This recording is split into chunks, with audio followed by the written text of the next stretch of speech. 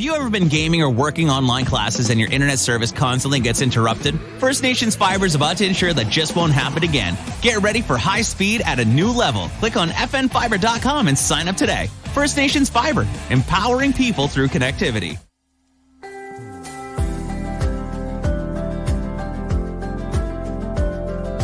Hello, everybody. Welcome to the Beading Table with your hosts, myself, Leith Makiwa, and my fabulous co-host, Miss Degonohiakwa Margaret Standup. Hello, everybody. Degonohiakwa. Yes. What is on the docket today? Oh my God, I don't know. I have a book this time, so I don't have that much though. But we will roll with it because we had a question from the last podcast too that we didn't get to. Yeah. Do you want to just dive right into it and then we could just talk about just other whatever stuff later? Okay. Just to let you know, everybody, that we had just like a previous discussion that we were going to kind of talk a little bit, well, obviously about beadwork and all that kind of jazz, but then maybe like talk about our own stuff because we haven't talked with each other for almost, I want to say, it seems like almost a month, really. I feel like the last time we did the podcast was the last time I saw you. Yeah. And even in the store, if you're in there, it's like for a quick 2 seconds and there's people in and out. Things are changing. Times are changing. Anyway, so all right. So I put out a questionnaire. I usually do that just to just to get some content and see if people have any questions. So I only got one. Thanks a lot. Nah. Yeah, so I got one question, and I believe we may have talked on this. I don't know. I never remember anything. So the question was, how do you deal with criticism? How do we deal with criticism? So I guess there's different layers to that. There's different layers. Criticism, feedback, reflection. Yeah. That's kind of my genre of work right now, is all that kind of jazz. How do I deal with criticism? Well, at first I said I didn't care. I think for sure we've talked about this before. And I think I've said that, like, I really kind of don't care. And it really depends on what it is that's being criticized. Like, I guess it would depend on if it's something that I'm very invested in. Oh my goodness. See, like, we're still in the same wavelength. If I'm invested in and I really feel proud of that. I mean, not that I don't feel proud of all the stuff that I do, but I mean, there's varying degrees of, there's things you absolutely love and some are like, that's okay. I'm going to go 80.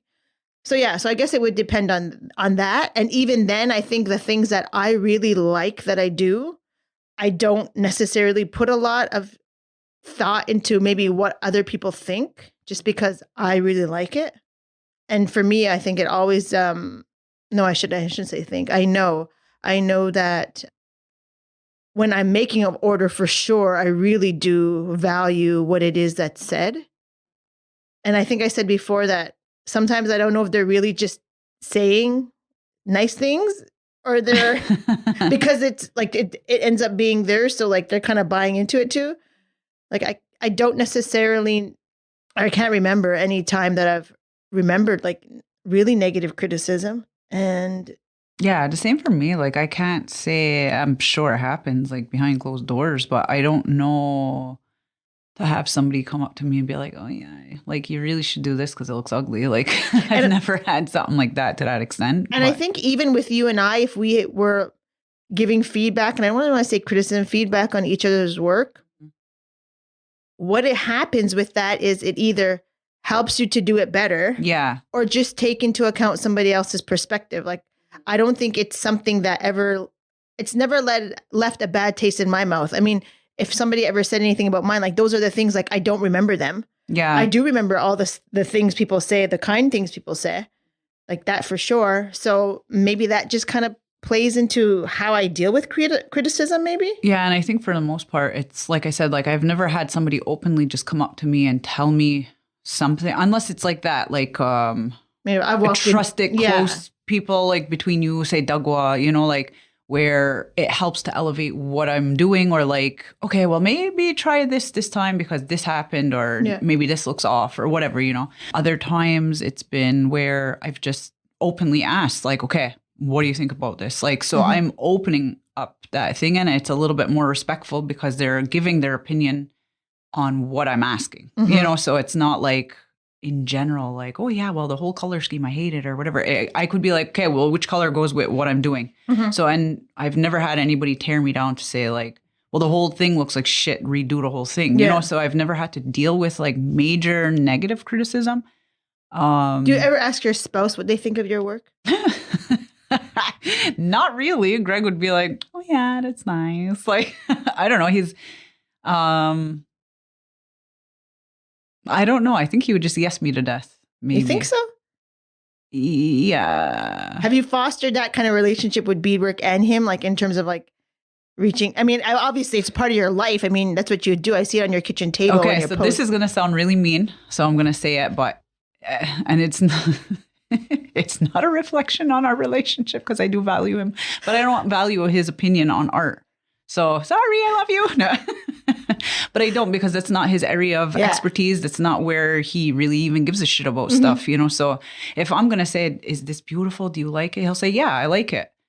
Do I, you know, hang my hat on that? No, because he always sees me doing all this stuff all the time. And I think if it was like fucking horrendous, then he would be like, but I don't know. I think he'd be like, oh yeah. Like, I still don't think he would be like, he would tell me, you know, so yeah, I've never really had that convo with him or to really like invest.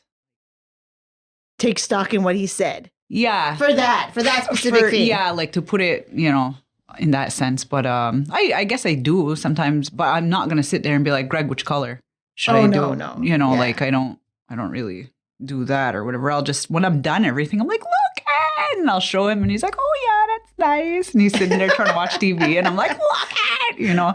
So that's the extent of like the art relationship with him. Or he's my model sometimes. So you mean he tries it on just so you can see what it looks like? When I was making at the Howie's yoke, he was like, you better not goddamn post this picture because it's like super frilly looking and whatever. And I'm like, here, I need you to put it on. I have to see the way it lays. And he was like, in like, you know, bummy clothes around the house and like mismatched like colors and whatever. And then he's wearing the yoke and he's like standing there. So that's the extent of it. You know, that's kind of what I do. But yeah, for the criticism, I don't know. I guess somebody would have to criticize me and then I would know how to deal with it. Like, but I'm 100% sure it happens without us even knowing. Like, I mean, behind closed doors. It's one of those things I could post a picture and it's probably in people's group chat like, oh, did you see what she posted? She thinks it's so good and look at it. It looks like shit. Like that happens everywhere. All the time. I mean, I'm sure. So whatever. It is what it is. And question. Yes. So somebody had written to you and said, stir the pot. I'm not going to Christ, so I just wonder, just out of curiosity, and then I will answer the same question. Have you ever screenshot somebody's work and put it in a group chat? Oh, in a group chat? Yeah. Or sent it to somebody else? Yeah, I have. Sorry. No.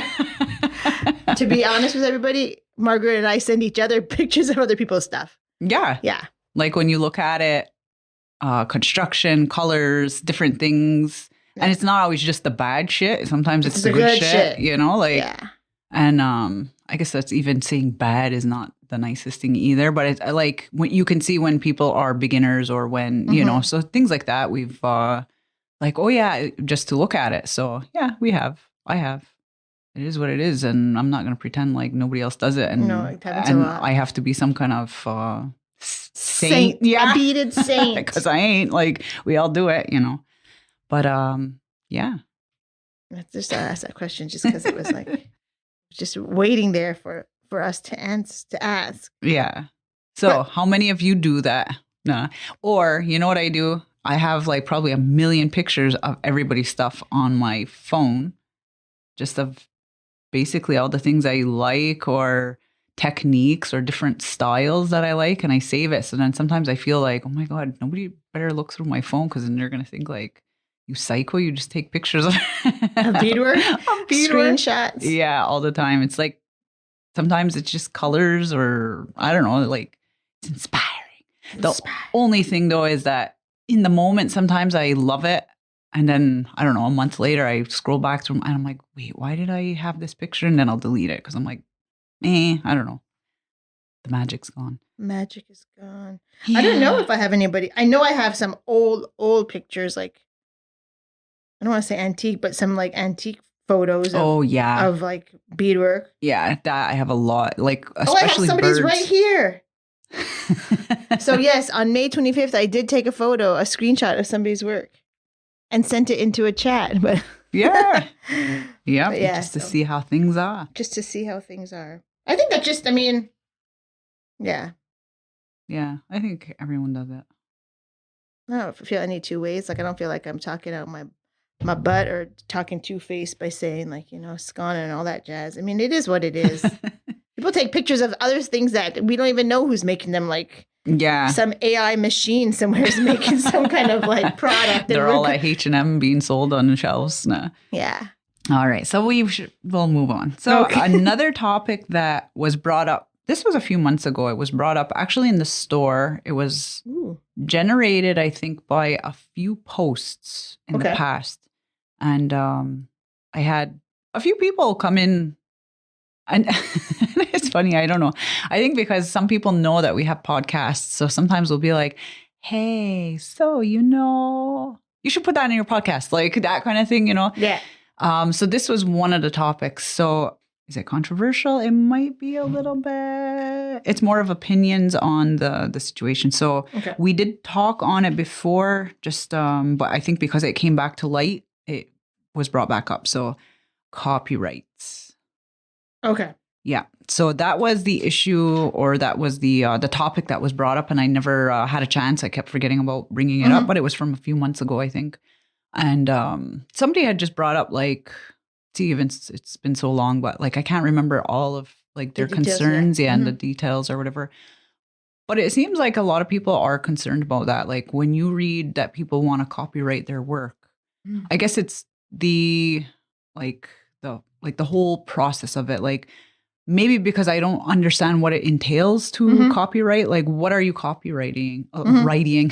What are you copywriting is the question really. Is it shapes? Is it styles? Is it colors? Like I don't know what can be copyrighted or, you know, so anyways, but that was an issue. And one of the concerns that was brought up was, so does that open up a doorway for more people, a lot of people to start copywriting their beadwork? And if somebody were to copyright a shape, now anyone else who does that shape would be infringing on the copyright law, you mean? Yeah. So, you know, like, but then now say, okay, well, I'm going to copyright a heart or, you know, something like that. And then now you're going to do, well, I'm going to copyright a hexagon, or I'm going to, you know what I mean? So now you're limiting the future generations of what people can do based on a copyright. So that was the issue. But like I said, I don't know the details of what is actually allowed, not allowed, or what it all is, or what the restrictions are, I guess. But it was an interesting conversation. And I was like, yeah, it's true. Like, I don't really know. And to what extent can you copyright things like ideas? I don't know. Colors? Like, I don't know what it is. Like, I would assume that you can't copyright a heart because a heart is a shape and everybody. It's a universal thing. Yeah. So, but I think there are very detailed. I think it's a very long process. I think it's a very costly process. I can imagine because of the ideas of what it is like, and then like trying to figure out how to, if you were to copyright something so that people wouldn't be able to infringe on it or use a different type of legal maneuver to get around copyright, right? Like that's the idea, right? Yeah. So, because the idea is that you limit somebody from doing or using whatever it is that you copyrighted. I won't even say created because sometimes that's not even. No. So whatever it is that you copyrighted. So people have, I mean, you see all the time, people have tricky ways, like electronics or whatnot. They change one little thing and then it's not the same anymore. Yeah. Or the same thing with television or YouTube or something. They lag the video so it's not directly the same as the original, and so then it can be on another site and whatever. Yeah. In terms of this exact conversation, I had a conversation with somebody and I asked, like, I had a conversation and I said, hey, are you really like, what is it? Like, what are your thoughts on the copywriting and what is it that you're planning on doing? Is it this, all these other things? And the person told me like whatever it is that she thought was her reasoning and all these other things. I was like, okay. But I asked the person, You know, and I think that's what it is. It's having the conversation and having even the conversation today, like, well, what would it entail? And do you think it's right or wrong? I don't necessarily think it's right. Just because, like you said, it limits everybody. Yeah, because then to me, I look at it like... It just doesn't make any sense because I could put 5 beads and you could put 7 and it looks the same, but it's not the same. And there's my argument. Yeah. You know what I mean? Like, I guess I don't know. I don't know either because then I find... If it's not broke, don't fix it. Like, just suck it up. Really? Yeah, buttercup, I guess. I mean... I don't know. And that's easy for me to say because I've never felt the need to do that. Yeah. To put my stamp on anything in terms of saying that's mine, I don't think. Yeah. I have I do beadwork and my style is my style, but I've never coined the phrase, well, this is Leith Mukiwa style. No one do it this way. Yeah. Or this is a Leith Mukiwa flower. I don't think so. I don't think I've ever portrayed myself that way. No. So I don't know. So I've never had to even go there or mentally think that that's something that I would need to do. So I can't wrap my head around it. I think I would have to understand more of what it entails to have to do it to really give a full opinion. But like based off of what I think it would be, I wouldn't be cool with it. Like if you're limiting something, I don't know. It's hard for me to answer really because I don't understand it. I don't know what it is like that you would be doing. So it's like to say, okay, well, I want to copyright raised beadwork. Oh, hell no. Like how the hell are you going to do that and stop that? You can't because that's a universal idea. And does it belong? I mean, it I don't even want to say belongs. It's a collective art form. Yeah. It's not one person. An ownership. Yeah. There's no ownership over that. So that's kind of how I don't know, I guess I look at it.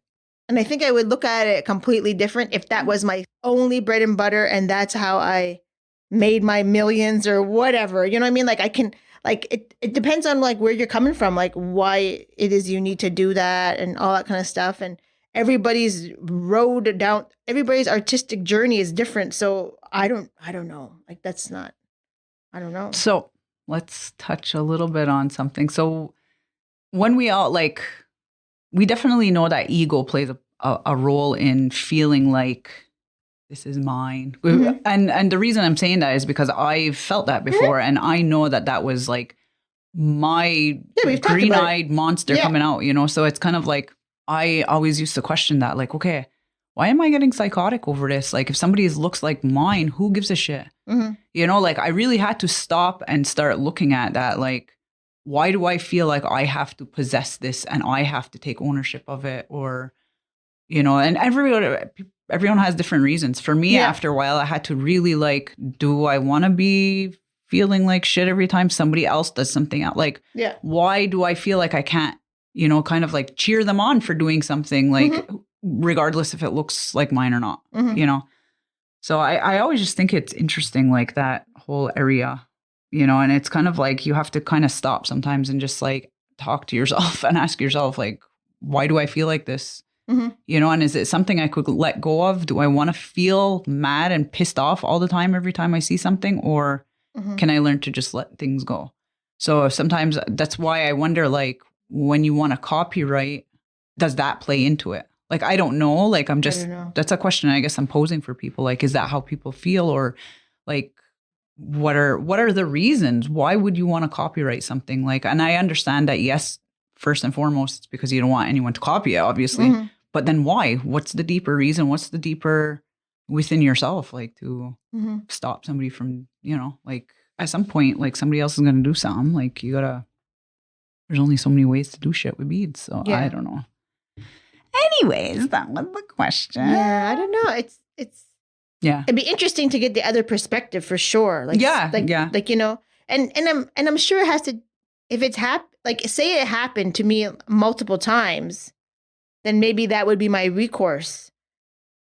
But I don't know. I don't even think it is because it'd have to be one specific thing. Like I would, like, you know, like say I made a beaded strawberry, let's just say, and I thought everyone copied me, then maybe I can't even fathom trying to do that. But maybe it's an instance where it's not necessarily a whole art form, but it's one particular thing that you are good at. And say it's a beaded strawberry. And then that's what I would. I think in my perspective, the way I for sure would feel it. Like, I'm not sitting here saying like, oh, I would not. I'm above all of this. Like, oh, hell no. I would get salty if it's happened to me where things were very similar. And yes, I felt like, you son of a bee. But after a while, why would you want to continue making something that's out there already? Like, if you're doing it amazingly, yes, but then other people start doing it also amazingly, I would take that as a cue for me. Like, okay, you know what? I need to evolve. Maybe something else is out. I need to move on and make something else amazing and beautiful. And for me, that's the way I look at like my art. Like, but that's me specifically. Yeah. Like, I can't, for the life of me, I can't keep making the same thing over and over. Like, different. I always have to change things up. I don't know if that's like my OCD, ADHD feeling in me, like where I'm like, I'm done with it. Like, I'm done, So yeah, I don't know. That's how I look at it. It'd be interesting to hear the other side. So if anybody's interested in sharing their thoughts on that, then we would be interested to hear about it. Yeah. Mm-hmm. So do I go there now? Just go for it. So we're not going to hold back. We're just going to talk, just like the beading table, and we would bitch and complain and ruhaha our successes and whoever else. This is a topic I've never brought up, I guess, on here, just because it, like, I don't know, like, I know it's going to, upset some people, and that's fine, but I guess I want to bring it up and talk about it now. It has been brought up like a few times by different people, not just one or two. It's been brought up by a few people. I was really sweating. I'm like, my heart is racing and my hands are sweating. Like, no, it's not that big of a deal. Okay. But it's just like, I've heard it before, and I would like to, I honestly, once I drop it, I would like to hear back from different people, maybe people who haven't been as vocal about this and what their thoughts are. But yeah, anyways, so the word or the whole thing about a beading clique within Kahnawake has been dropped a few times. I've seen it, in different places, and or maybe in two places. But I don't get it. Like, I don't. Have you ever been part of a clique? If you're in a clique, do you know you're in a clique? Some people do and some people don't. That's the big thing. Like, people who know. People who aren't in a clique know there's a clique in the sense that there's a group of people who, whatever given the situation, whether it's at work where they're like always hanging out together, whether it's like on the schoolyard and the kids are hanging out with just those people and they move in a certain way where they're just moving as like one, or so that whole thing. So now what if those like people, mean girls, but not maybe necessarily always mean it, but that would be a clique. Yeah. Like, totally get the clique idea. Okay. So, but what if you don't know that that's what you're doing, or that you're not even doing that, or you're not even like consciously trying to be, or you're not even doing it, but somebody else perceives you that way? That's a perceived clique then, I guess. You know what I mean? Yeah, like, that's what I don't understand, because like with this whole thing, with this beading clique thing, the idea of it is that I don't know. First of all, I don't know who the hell this beading clique is. That's the part that pisses me off, because I don't know. Like, if somebody perceives me as a beading clique, I am not actively trying to be an asshole to anybody. I don't have time for that shit. I think I'd probably be part of your. I wonder then, would I be part of your clique? But I don't know. Like, I don't even know who the clique is. So that's the part that kind of, I don't know. Okay. Like, I don't know. I don't know who the clique is. I don't know. I want to be part of your clique if that's the case. Shut up. But I mean, like, if that just means that it's a bunch of people who are doing beadwork on a stellar, on a more recognized platform, and let's just say that, because some people are more recognized than not, and people who do good quality work and who share their whatever they can when they can, as much as they can within. But even then I'd like to be part of that clique. Like, if that's what it is, and even that though, like, I look at it like I don't know of any groups where there's a group like there. I don't know. I guess I think of a clique where it's like. I'm going to Google. Well, you keep talking. I'm Googling because I want to see. Because if it means not isoling. segregating yourself from another people, then that's not what we are, because we're very inclusive. Yeah. But if it means like having a group of being part of a group that has all these qualities, okay. So we're not a clique. A small so Google says clique, a small close-knit group of people who do not really allow others to enjoy them. We're not a clique. No. Margaret and I am not part of your clique, and you're not part of any clique that I know. We are a inclusive and accepting group of people, not necessarily in a group, but a group of a larger group. I think there's a Haudenosaunee whole group of people who are kind of the same minded as us, who are doing good work and want to share whatever we know. And this is one of the things that we're doing. This podcast, I think, is that. But no, we're not a clique. I think because that's a whole negative thing. Yeah, and that's the what is it? I don't even know what the hell I'm saying. I think you're saying condensation. Condensation. Wait, I'm like, wait. Conundrum? Anyways. Is that the conundrum you're in? Anyways, I don't know what the hell I'm saying. It's too early. But anyways, that's the thing that kind of, I think that's the part that bugged me, is to hear that there's this idea of there's a clique. And it sucks because, you know what, some people may have been made to feel that way. And I don't want to, deny that or say, oh no, you're lying. Because people have their own. People have feelings, and that's what they felt. Yeah. And there was a situation that may have created that idea. Yeah. So I understand that. But for me, I think it's always about like justice and injustice and all that. Like, I feel more like if somebody is going to accuse me or somebody else. And did they accuse you personally? No. Okay. Or people close to me, or because I don't know, like, I guess I'm assuming. It's more of an assumption that you read that that you were part of this? Maybe not even me, but like maybe people close to me. I don't know, because it's never been said who is in this clique. I would like to know. Give me the list then, Yeah. But I feel like it's not fair in the sense that, you know what, these people I know who maybe could be considered a clique are a group of friends who may bead, or who.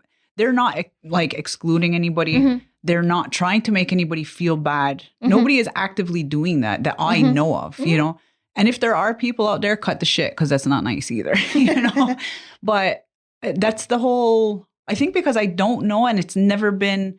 Not solidified, never confirmed. Confirmed who, you know what I mean? Like, that's the whole thing is like, it's like that. You're just dropping this bomb, but without saying like, like, oh, well, Leith, I think you are the clique. You're the asshole.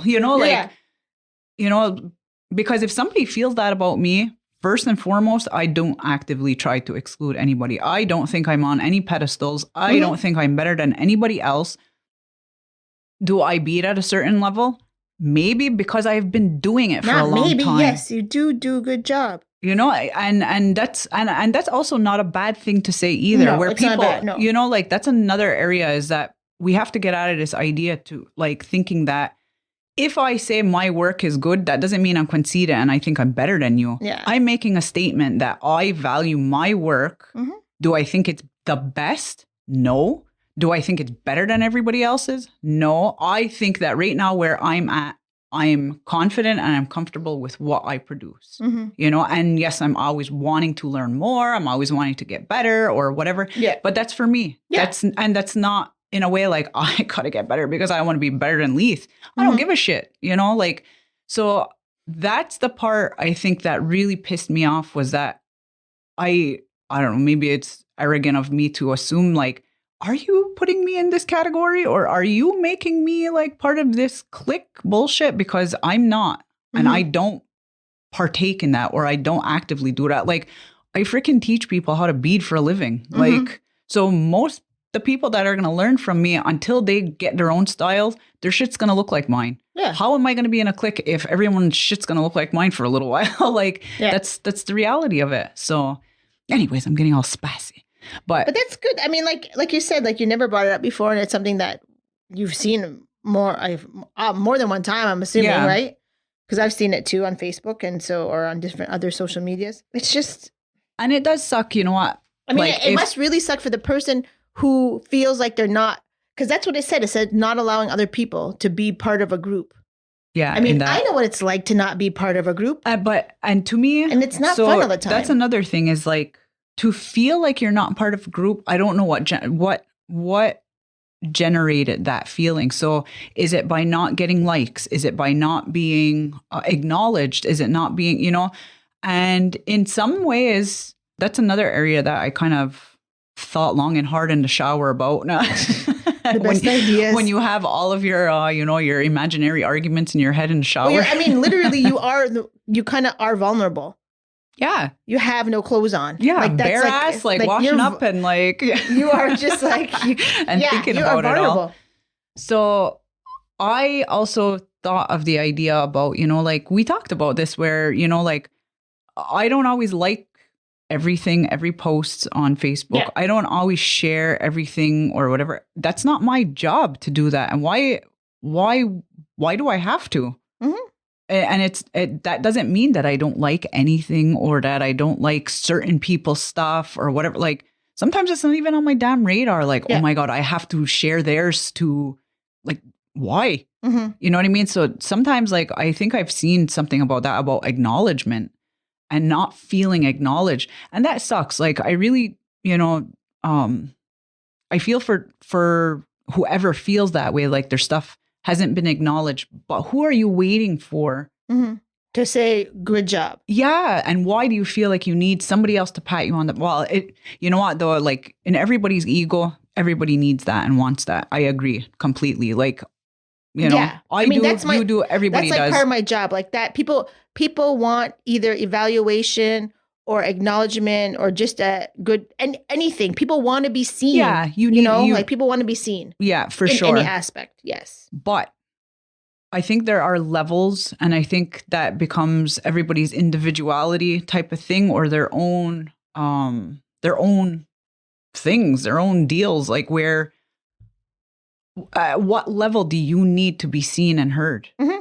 To what extent do you need? It shouldn't stop you from doing whatever it is you love or any of that kind of thing if somebody hasn't given you the knowledge. I mean, I know, like, let's just say, like, in relationships, like, if you don't feel like I'm going to talk right from, like, the mother's perspective or the wife's perspective, because that's the perspective I have.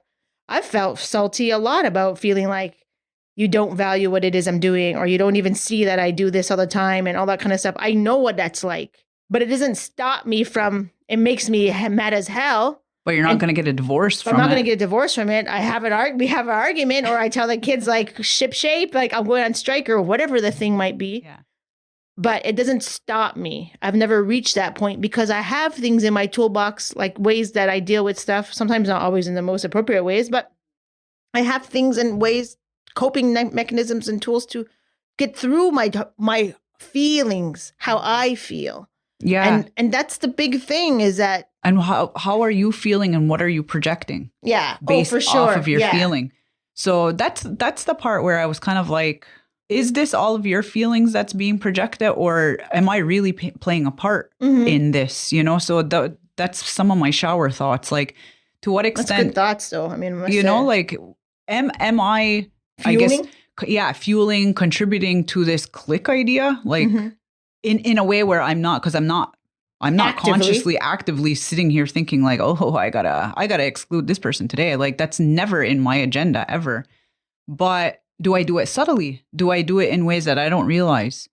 So those are things I think about. Like I have an overactive brain. I think about everything all the time. So yeah, I don't know. Like that was a topic and it was burning my ass for a long time. And I think for just peace's sake, I've never brought it up, but I can't. Like, it's just going to burn my ass forever. Yeah. So and it is to acknowledge those people who do feel that way. Yeah. Like if I have ever made you feel that way, it was never intended. It was never consciously, purposely done or whatever. Yeah. And, if my shit's out there, it's because I'm promoting it. I'm busting my ass to put my stuff out there. And sometimes that's my pure vanity. Sometimes it's because, you know what, that's all I do. That's all that's all I got to share. that's all I got, So, I don't know. It's like a double-edged sword, I guess, sometimes, like, because I don't want to not acknowledge their feelings either. I'm not sitting here saying that that's not real for them because it is real for them, whoever's feeling that way, you know?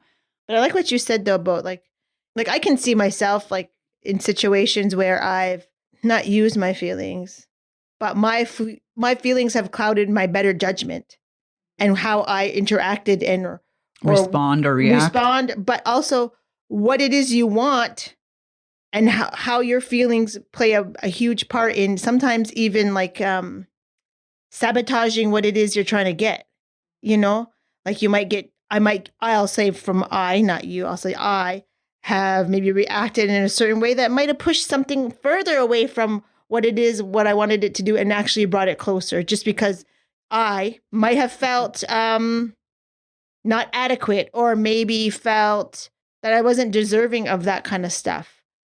And so once you realize, and once I've realized that I am deserving of those things, it's like the law of attraction, you know, like I felt better about myself. I was in a better place, willing and able to take in all the good things that were meant for me or things that I didn't even know. And it just like changed my life kind of thing. So, but I had to do that kind of stuff, you know, like I couldn't wait for somebody to tell me and I had to make that realization on my own. But I really like that you said that, like sometimes our own projections hinders what is coming into our direction. Mm-hmm. So that was the hot topic. No, hot topic. It was a good one. Yeah, that's been floating I'm gonna around write for a that little click in my book. So I always, for everybody who's listening, try to write down what it is we cover so that I can look back and see what it is. And that is right there. It just says click, period. Clickety clack. Clickety clack. The witch is back. No, I'm just not you. I'm just that's how I like to do. I like to clickety clack. So we had one other question. I think you had it. We didn't get to it last time, so this is another one. So this was a big topic. Not a big topic. It's very not broad. Juicy, it's a but very it's broad topic that I think anyway, I'll just read the topic. Feels like we're going back in time. I know. We may have gone over a lot of these things before, maybe not in depth, but maybe we have new ideas too or different whatever. So. And and before I get into the next topic, I think what's happened too is when we started, we were very aware the potential of negative feedback for what it is we say. Yeah. I mean, we're still aware now. We're still aware of the potential. But I think now it's almost like, you know what? We're just going to talk. And that's what I told Dick and Jaco. I said, we haven't talked for about a month now. And maybe we're just going to talk and just put all the bullshit out there, or just put our bullshit out or whatever it is. Just talk like you would talk at a beading table. Because we've been, I will say, everybody, sometimes reserved. Yeah. And not our true selves in the sense where we're talking shit, but we're not going to talk shit about anybody. That's not our intention here. We do that in private. No. And everybody does it in private. So it's not just us. So no one come like rearing down the social media whatevers and trying to say whatever.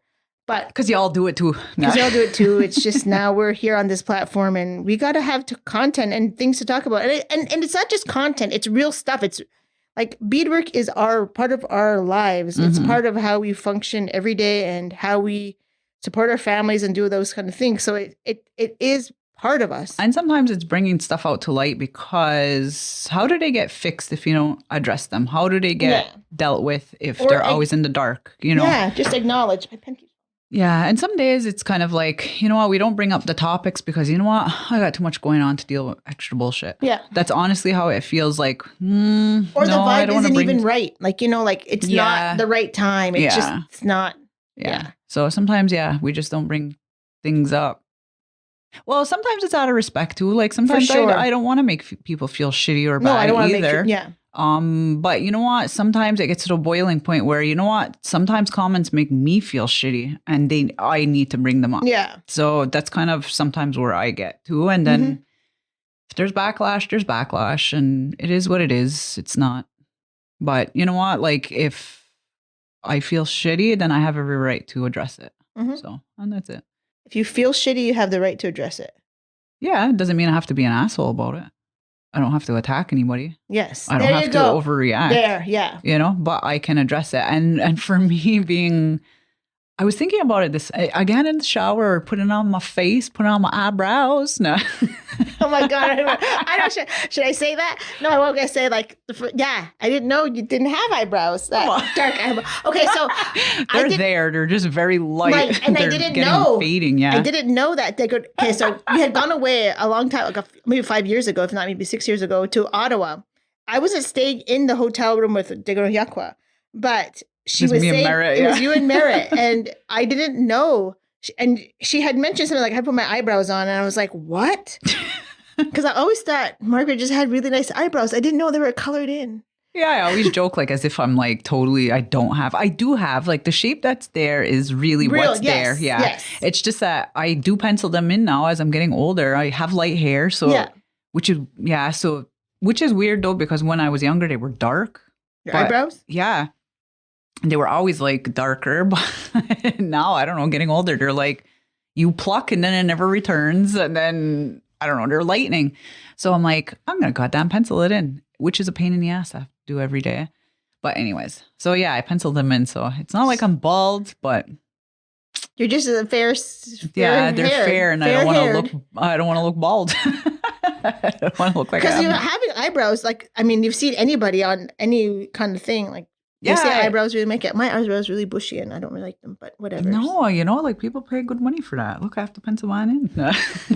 Anyway, so while you were putting your eyebrows on, you were saying that you were. What the hell was we were talking about? I forgot. Feelings. Oh, I think, and the reason why I asked that is because in terms of like, what question was? It was like you said you had the right to share your feelings or talk about it, whatever like that. It's just because like nowadays, like it seems like in the whole world, everyone is, and even us right now, are spewing our feelings everywhere. And sometimes what happens is we spew our feelings and it's left for somebody else to clean up. Yeah. So like, that's where I think like, that's why I asked you, like, is that true? Like because. No, like for me, what I'm learning in my new stage in life now, I'm dealing with a lot of my own bullshit now where I'm realizing that, yes, I'm over people pleasing. But so this was what I was realizing this morning was that I'm not just somebody who needs to please people all the time based off of my childhood trauma or my childhood upbringing or family dynamics or whatever. But I'm also somebody that needs constant approval.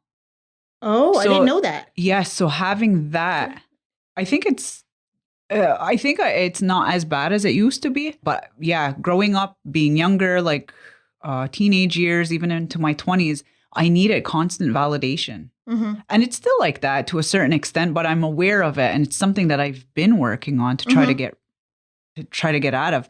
But having that too as a combo, I realized how toxic it is for myself. Yes. Okay. Because yes, being a people pleaser, you're always just doing everything for everybody. You deplete yourself constantly. You're always yes person when you really want to be a F off person. But then needing the validation is even extra. Because now it's like, I need to say yes to you and then I need to really make you like happy, beyond pleased. I have to do it in the best possible way so that you're happy with what I'm doing, not just saying yes. So I have to bend over extra just so that the whole experience is great for you. So it's even more. So that's what I was thinking of like this morning. I don't know why I brought that up. There was something else earlier that I went with, but anyways. Yeah. So that's, that I was talking about that. So that's now knowing that those situations and seeing that now I'm starting to get to the point in my life where I am starting to address these things and saying no when I want to say no, which is still uncomfortable and really hard for me. But it is also going into very uncomfortable situations. And for me, uncomfortable situations are addressing things that bother me or that I don't like. And in this case, this is what it is, where I have had so many, say in my lifetime, like situations where somebody may have said something to me and made me feel bad or whatever. And I don't say anything ever because I can't. Yeah. Not because of what I identify as, like not really consciously knowing that I have to people please and I have to get your approval.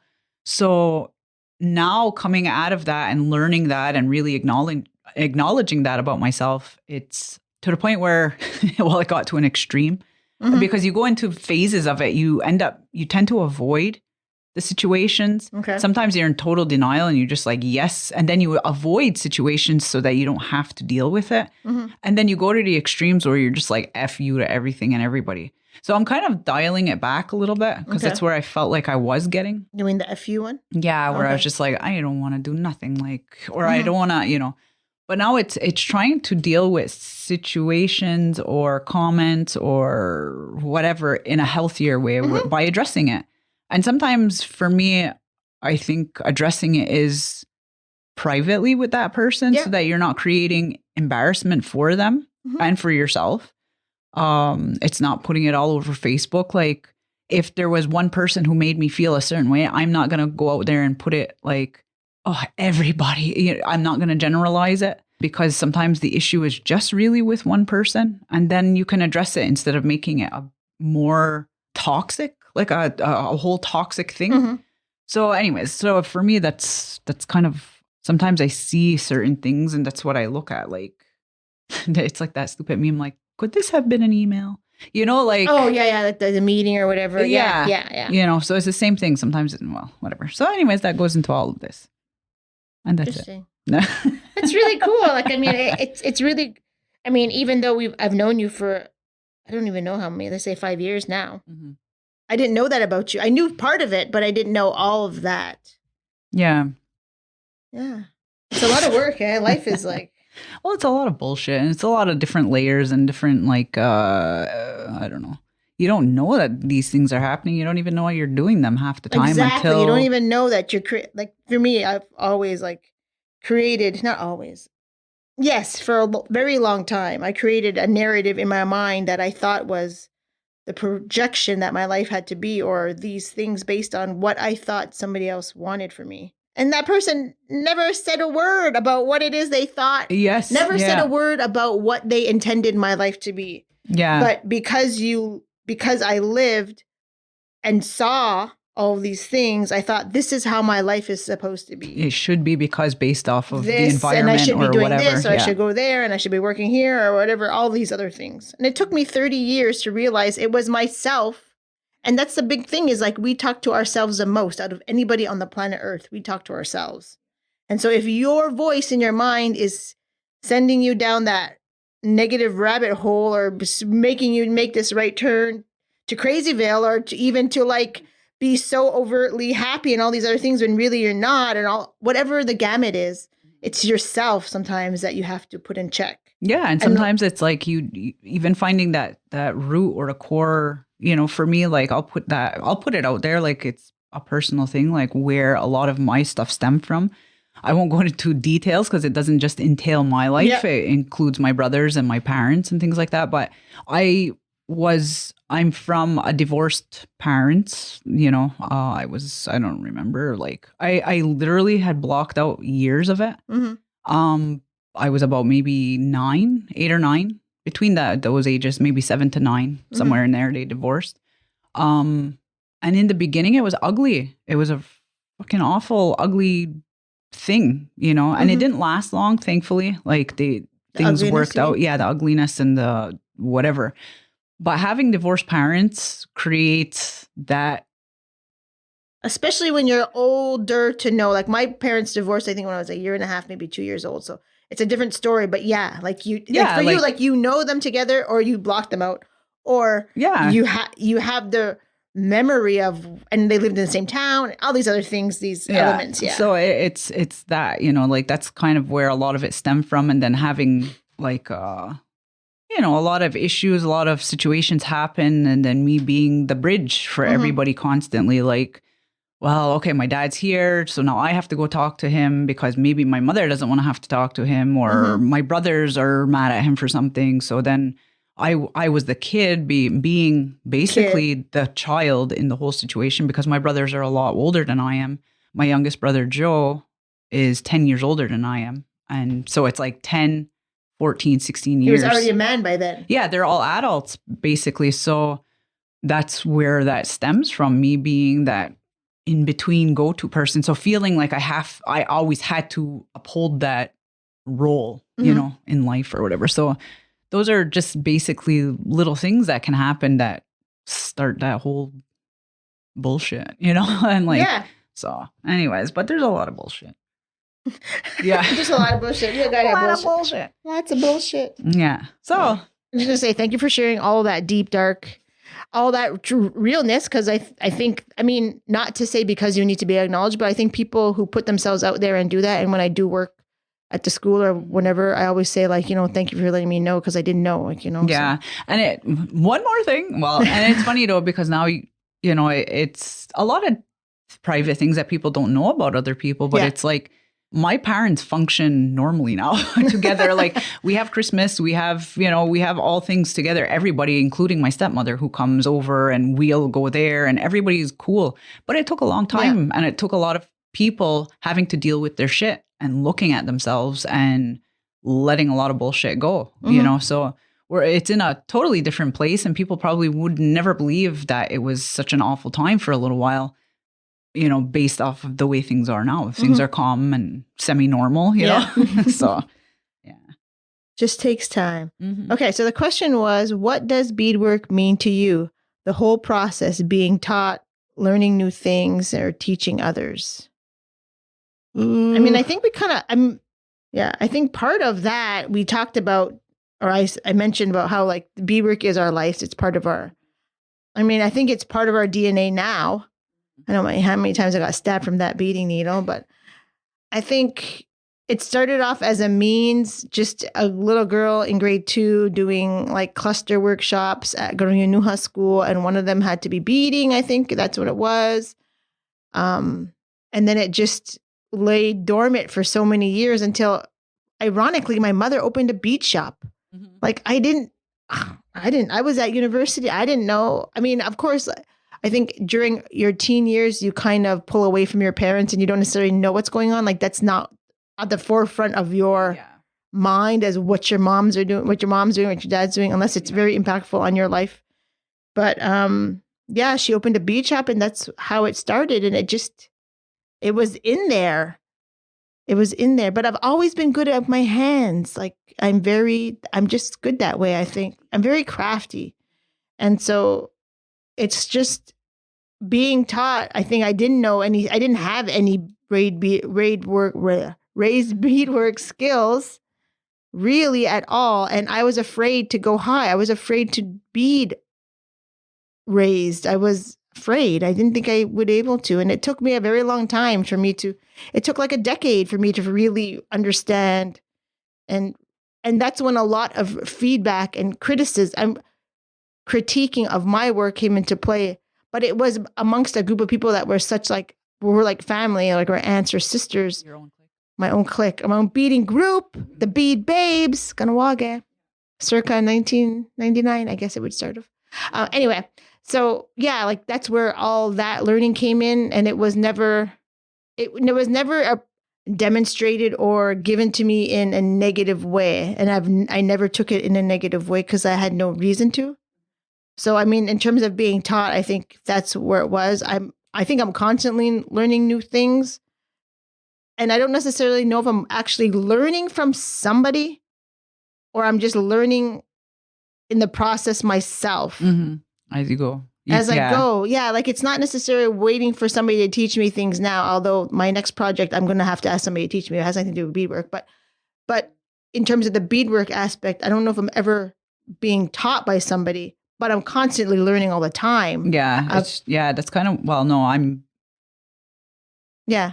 And, and I think it's very easy for myself to look at my work and just say, never mind. I just won't take this opportunity to learn. I really have to just be like, fuck it, Leaf. Like this looks like shit or this is trash. And you just got to do it again.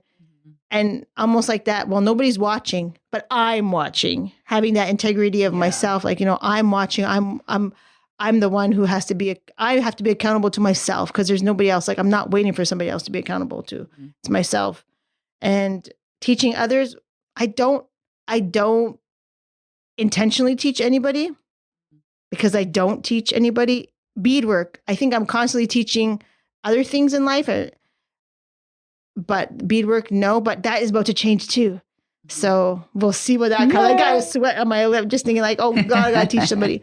But yeah, so I mean I don't know, that's what beadwork is. I guess it's just life. It's just part of, I always thought I had this morbid feeling like what would happen if I lost function in my hands? Like, oh fuck, God, that me would too. suck. Yeah, I have those, that fear too. And, and arthritis and all that kind of jazz. Or and my eyes, it's like, what if I went blind or something? Like those kind of things kind of scare me. But yeah, so I mean, it's a very big part of who I am. It is, it's a part of who I am. I don't know if I could separate that from myself. Well, I've thought that before, like deep thoughts with the Griako stand-up. No. Straight from the shower. But yeah, I've thought before, like I look at some older women in the community who were active beaders before, who are well known for their, not beading, but like for their arts or their crafts and things like that, but who have maybe are unable to do it as much now. And I always think like, I'm going to get there one day. I'm going to, cross that bridge where my body is not going to allow me to do it anymore, and that's the reality of it. Like it's going to happen to everybody. So I always think like, how is that going to feel at that time? Like, or am I just going to be like, it's all right, just like, let me just get swept away by the water. Like, like how does, I don't know, like, but it's something that eventually will happen. Like, or will it? Maybe I'll be able to bead forever, like who knows? Like, I don't know. But I just think of that, like how sad it might be.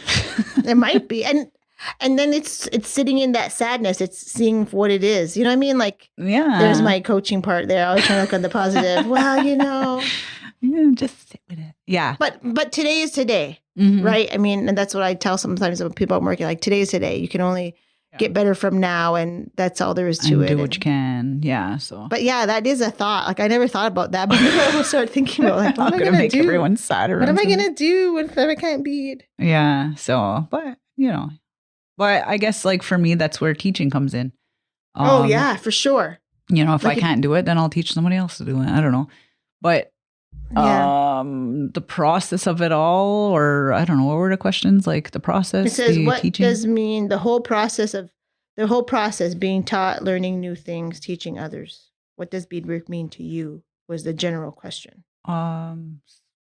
Yeah. So I don't know. The learning part is, you're always learning. Doesn't matter if you've been doing it for 5,000 years. You're always learning something different from yourself. It could be even simple as like moving your stitch over or not pulling as tight, and you're like, oh, it gives it a different effect. There's always something different to learn.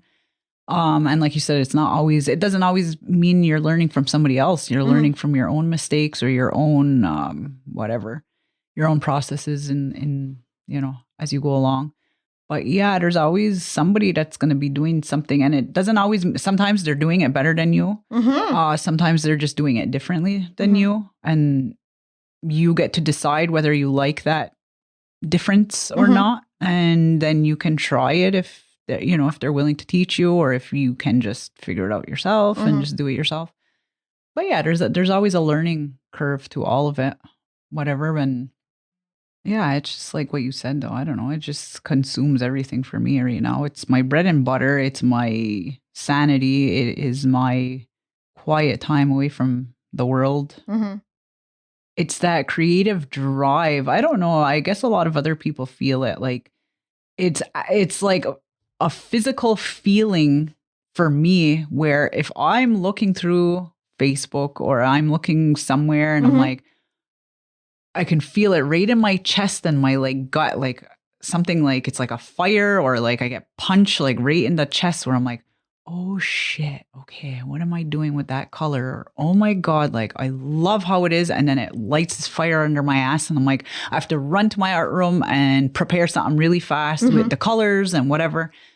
Like sometimes it might just be pulling, like for me, like sometimes it might just be pulling the colors and that's it. And just having them on the side, I might not be able to actively bead something, but it's just like, oh, I saw that color and I thought it would look good like this, and I just put the colors on the or side. how to recreate it, or that's like the process. Like I think for me, it's the inspiration, and I think for me that's why I enjoy people posting. And sometimes it's not even about the physical thing of what they're posting. It's because, you know what, I know, because from experience, I know that behind this picture was drive, motivation, and that inspiration that kicked them right in the ass to get them going on this piece. And I want to feel a little bit of that. I want to feel that spark and that excitement and that joy. Like that's how I felt with when Jessica had put out that beautiful purse. I was like, I know how innovative and how much work and how much creativity and all that jazz that went into that thing. Feeling, it's that like the mechanism is like everything, like all those things come together to get those beadwork wheels going. Yes, get those hands it's moving. like you just want a piece of that. You want to take that little bit of drive from somebody. Like to me, that's what it is. Like seeing those pictures, because I know where it comes from, and I know that feeling, like to be so excited and so inspired to do something that you. Like for me, it haunts me if I don't do it sometimes. Like I lay in bed like, okay, how am I going to do this? What color? How would I get the color to look a certain way? How will I, so I don't know. That's like my mental, emotional process, I guess, on all of it. And then the teaching is similar. I love the aha moments when I teach. I love it to see like, I used to teach kids for so long that I used to love that. Like it's that pure joy and magic when they get something like, and you see their lights, their eyes light up and they have success and yes. And you see that the pride in themselves and that boost, like, that everyone needs. The confidence is there. So it's the same with adults, it's the same with adults. And sometimes it's harder for adults. It's harder because I question everything. Yeah. And everything's never good enough. That kind of thing. A lot of us have been tainted already. So it's a little bit harder. So sometimes though, seeing that light, you see that childness in them again. You're like, oh, there it is. There's the magic. So that's like the joy out of the teaching part of it all, So I enjoyed that little bits. And I really enjoy seeing people's growth and their progress from somebody who has just started. And you know that they're just starting. Like I can say it. And yes, you are a beginner because you just took a beginner class. Yep. And within months, sometimes days, sometimes or years or whatever, you see how much their progression and how, that's like inspiring too, to see that. And it's really nice. Not only just to be part of the process, sometimes it's nice to be, but just to view it and watch somebody's growth happening, Yeah. So that's basically that for me. It just, it obviously right now, it's just beading is my life. It's my life. But and it really all comes down to money though. All the magic and really, I got to pay my damn bills. So sometimes it's hard, cold cash. So that's the other part of it. And that's that. So there was something else I want to bring up just fast. It was, I guess, just a condolence to a family that, it may sound crazy or not, but I wanted to give a condolence to, I guess, Agwizasne and anyone who may have known Tracy Thompson.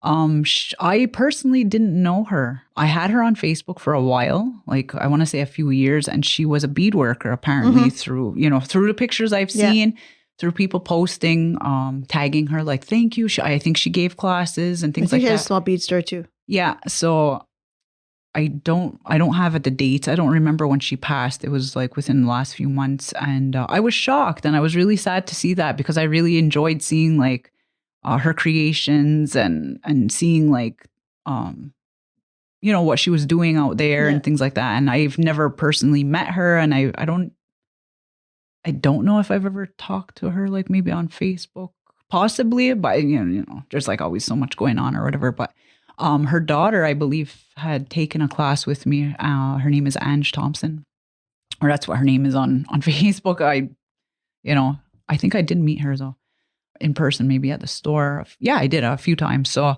but anyways, I was really sad to see that. So I just want to give my condolences and, it's sad. It's a loss in beading community when somebody who is an active beading member, passes away, they take all that knowledge with them. So it was, yeah. And I'm sure she also supported her beading community too. Yeah. Yeah, people had tagged. I seen a few tags like, oh, she taught me this, or she, helped me along the way with this and things like that. So it was, yeah. So I just want to give that acknowledgement to her and her family and her friends, I guess. Yeah. So with that, I think we will end today's podcast, and we hope that everybody is able to have a good rest of the evening, day, morning, late night, whenever you're listening to us. And we look forward to coming back to you in July. See you here again next month. Manigiwai.